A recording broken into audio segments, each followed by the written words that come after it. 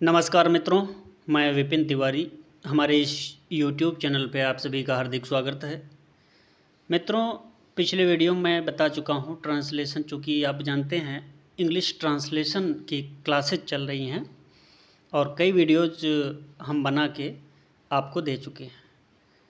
तो इसमें चल चुका है, क्लियर हो गया है आपका चैप्टर टेंस का, जो प्रेजेंट इंडेफिनिट टेंस कंप्लीट हो चुका है। प्रेजेंट कंटीन्यूअस टेंस भी कंप्लीट हो चुका है। आइए आज हम नए टॉपिक पे चलते हैं। अगले क्रम में अगला टेंस है present perfect tense. Present perfect tense यानी पूर्ण वर्तमान काल।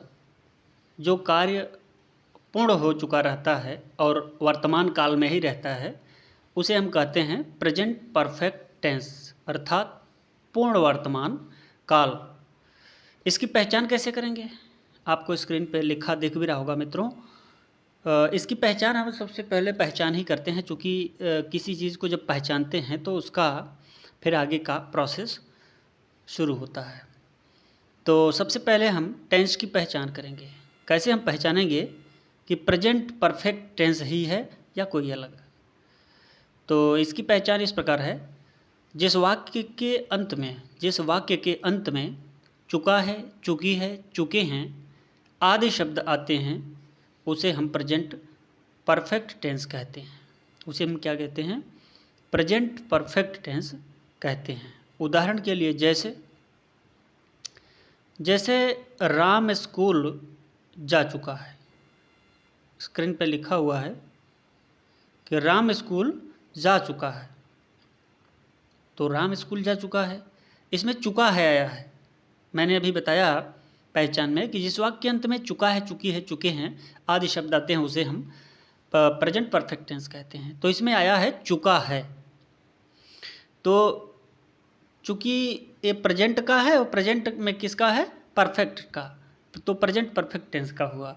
राम स्कूल जा चुका है। तो मित्रों, पिछले टेंस की भांति इस टेंस में भी 4 तरह के वाक्य होते हैं। कौन कौन वाक्य? Affirmative sentence, negative sentence, interrogative, interrogative with negative, यानी ये 4 प्रकार के वाक्य हैं। पिछले कई वीडियोज़ में प्रेजेंट इंडेफिनिट टेंस और कंटीन्यूअस टेंस में 4 प्रकार के जो वाक्य थे, उसके बारे में मैं आपको बताया था। और अब शुरुआत करते हैं इस टेंस की भी। उसी प्रकार इस टेंस में भी 4 प्रकार के वाक्य होते हैं और चारों तरह के वाक्यों के 4 तरह के फार्मूले होते हैं। तो आइए इन 4 तरह के वाक्यों का प्रयोग करके हम देखते हैं। तो आइए मित्रों, सबसे पहले उदाहरण के तौर पर इंग्लिश में ट्रांसलेशन करके देखते हैं। उसके बाद में सीधा हम वर्ब्स अर्थात क्रियाओं के फॉर्म ज्ञान पर चलेंगे। सबसे पहले इसके ट्रांसलेशन को एक बार कर लिया जाए, फार्मूले के साथ साथ, कुछ उदाहरण के साथ। उसके बाद में हम चूँकि इसमें तीसरा फॉर्म लगता है मित्रों। फर्स्ट फॉर्म आप जानते हैं कि फर्स्ट फॉर्म, सेकेंड फॉर्म और थर्ड फॉर्म, ये 3 प्रकार के फॉर्म क्रियाओं के हुआ करते हैं। जैसे गो, वेंट, गान। गो फर्स्ट फॉर्म हो गया, सेकेंड फॉर्म वेंट हो गया और थर्ड फॉर्म हो गया गान। वर्ब को जानना आवश्यक है मित्रों, क्योंकि प्रेजेंट परफेक्ट टेंस में बिना तीनों फॉर्म के ज्ञान के बिना हम शुद्ध अनुवाद नहीं कर सकते। तो सबसे पहले आपको उदाहरण मैं बता चुका हूँ। जैसे राम स्कूल जाता है, उदाहरण के तौर पे एक बार आप फिर से देख लें कि राम स्कूल जा चुका है। इसका अनुवाद कैसे हम करेंगे? क्रियाओं की मैं बात कर रहा हूँ। तो राम का राम लिख देंगे, राम करता है चूँकि, और कर्ता एक वचन का है राम, इसलिए इसमें आप जानते हैं कि इस टेंस में हैज़ एक वचन के साथ हैज़, HAS, हैज़, और बहुवचन के साथ हैव का प्रयोग होता है। और मुख्य क्रिया में थर्ड फॉर्म का प्रयोग किया जाता है। तो राम का राम हो गया। उसके बाद में फार्मूला के अनुसार, आगे हम फार्मूला आपको बताएंगे। फार्मूला हमारा कहता है कि एक वचन कर्ता के साथ हैज़ का प्रयोग करेंगे। उसके बाद में जाना मुख्य क्रिया है, तो जाना का इंग्लिश होता है गो, गो माने जाना। तो तीसरा फॉर्म हो गया इसका गान, तो राम हैज़ गॉन हो गया। उसके बाद में कहाँ जाता है, स्कूल जाता है, तो स्कूल के लिए हम टू का प्रयोग करेंगे।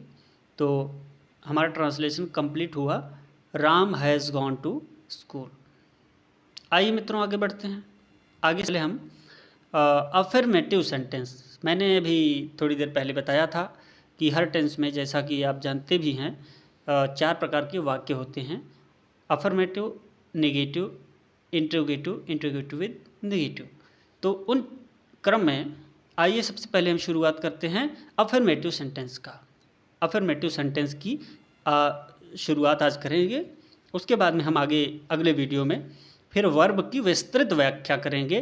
वर्ब तीनों प्रकार के जो मुख्य क्रियाएं हैं, मुख्य क्रियाओं के फॉर्म हैं तीनों, उसको मैं समझाऊंगा, बताऊंगा और अध्ययन हम लोग मिलके करेंगे। तो आइए फार्मूला इसका क्या कहता है, अफर्मेटिव सेंटेंस कौन होता है, किस तरह के ट्रांसलेशन को हम अफर्मेटिव सेंटेंस कहते हैं। तो आपको पता है कि राम स्कूल जा चुका है, बिल्कुल साधारण वाक्य को हम अफर्मेटिव सेंटेंस कहते हैं। जिस वाक्य में नकारात्मक और प्रश्नवाचक शब्द न लगे हों उन्हें हम कहेंगे अफर्मेटिव सेंटेंस। इसका फार्मूला है मित्रों, इसका फार्मूला आपको स्क्रीन पे दिख भी रहा होगा। कर्ता धन सहायक क्रिया कर्तानुसार, अर्थात एक वचन कर्ता के साथ हैज़ और बहुवचन के साथ हैव का प्रयोग किया जाता है ना। अच्छा, उसके बाद में मुख्य क्रिया के थर्ड फॉर्म का प्रयोग, मुख्य क्रिया के, छोटा कर देता हूँ पूरा देखिएगा, मुख्य क्रिया के थर्ड फॉर्म का प्रयोग। उसके बाद में कर्म, फिर स्थान, फिर तरीका, फिर समय, फिर अन्य। तो इसमें क्या है कि थर्ड फॉर्म का प्रयोग होगा, उसके बाद कर्म, स्थान, तरीका, समय, अन्य। इसका एक एग्जाम्पल देख लेते हैं, फिर फटाफट आगे बढ़ते हैं। राम स्कूल जा चुका है। राम का मैंने अभी बताया, राम एक वचन करता है तो राम लगा दिया। और उसके बाद में चूंकि कर्ता हमारा फार्मूला कह रहा है सबसे पहले कर्ता लगाना चाहिए, तो कर्ता हमारा राम हो गया। उसके बाद हम फार्मूला को देखते हुए पकड़ के चलेंगे तो निश्चय ही अनुवाद हम शुद्धतापूर्वक कर लेंगे। तो आगे हमारा फार्मूला कह रहा है, हमारा सूत्र कह रहा है कि सहायक क्रिया कर्तानुसार एक वचन के साथ हैज। राम चूंकि एक वचन का कर्ता है इसलिए हैज हमने लगाई दिया। क्या लगाया, हैज। उसके बाद में हमारा फार्मूला कह रहा है कि मुख्य क्रिया के थर्ड फॉर्म का प्रयोग। मुख्य क्रिया इसमें क्या है, अब चुनना होगा, हमारे दिमाग में आना चाहिए कि मुख्य क्रिया क्या है। जा चुका है, जाना मुख्य क्रिया है और जा चुका है तीसरा फॉर्म है।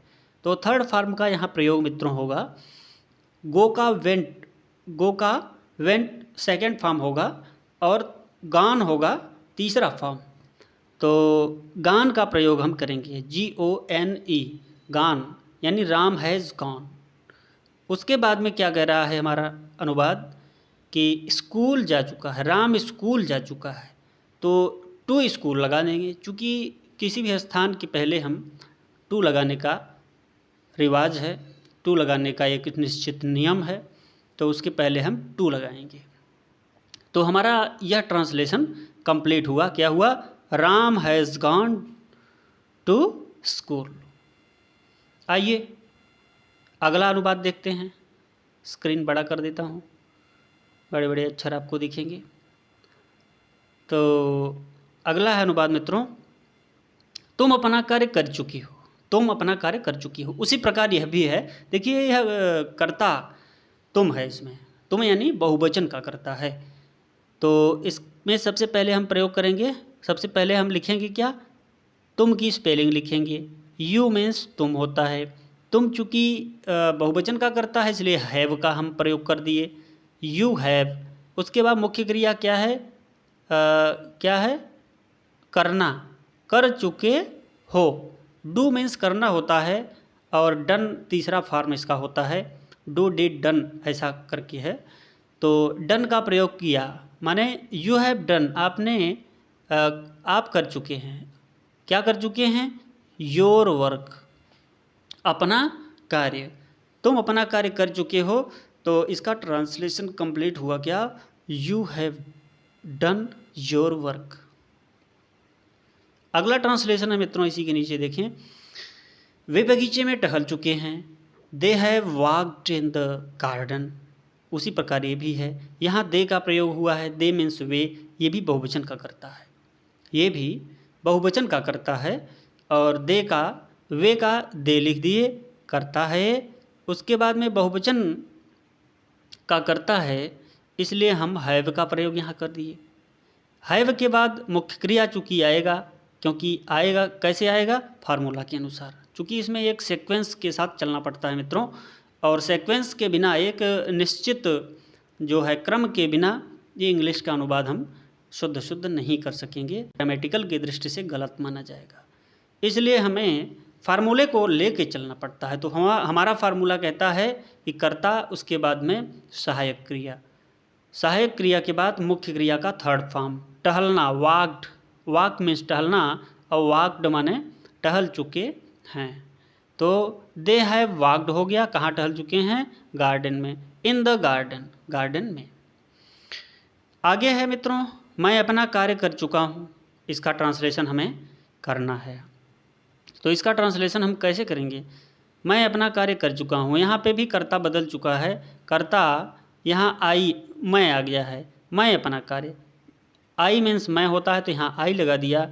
उसके बाद में मैं को भी बहुवचन कर्ता माना जाता है, मैं को बहुवचन कर्ता माना जाता है। और बहुवचन यदि करता है तो निश्चय ही हम हैव का प्रयोग करेंगे, और हैव का प्रयोग हम कर दिए, आई हैव हो गया। उसके बाद कर चुका है, do did done, done means कर चुका हूँ, कर चुका है, कर चुका के अर्थ में डन का प्रयोग होता है, माने तीसरे फॉर्म का प्रयोग होता है। तो आई हैव डन, क्या डन? अपना कार्य, माई वर्क, आई के साथ माई का प्रयोग होता है मित्रों, अपने के अर्थ में, और यू के साथ योर का प्रयोग होता है, अपने के अर्थ में। वी के साथ आवर का प्रयोग होता है, अपने के अर्थ में। दे के साथ देयर का प्रयोग अपने के अर्थ में होता है, और ही के साथ हिज का प्रयोग अपने अर्थ में होता है। इन सब बातों का आपको ध्यान रखना पड़ेगा। पिछले वीडियो में इसको ऑलरेडी बता भी चुका हूँ, इसलिए ये छोटी छोटी मगर मोटी बातों का ध्यान आपको रखना पड़ेगा ट्रांसलेशन शुद्धता के लिए। आइए बढ़ते हैं मित्रों, अगले ट्रांसलेशन पे चलते हैं। रमेश अपना पाठ पढ़ चुका है, Ramesh has read his lesson, Ramesh has read his lesson, Ramesh अपना पाठ पढ़ चुका है। तुम खाना खा चुके हो, अगला ट्रांसलेशन है, तुम खाना खा चुके हो। यू हैव टेकन या ईटन द फूड, है ना? You have taken the food. अध्यापक विद्यार्थियों को पाठ पढ़ा चुके हैं। The teacher has teached the lesson to the students. क्या है? The teacher teached the lesson to the students. अध्यापक विद्यार्थियों को पाठ पढ़ा चुके हैं। तो ये रहा अनुवाद मित्रों, किसका? प्रेजेंट परफेक्ट टेंस का, प्रेजेंट परफेक्ट टेंस के साधारण वाक्य का, यानी अफर्मेटिव सेंटेंस का। और ये वीडियो अच्छा लगा हो तो आप लाइक, शेयर तथा सब्सक्राइब करना न भूलें। अगला वीडियो लेके मैं फिर से उपस्थित होऊंगा, तब तक के लिए नमस्कार।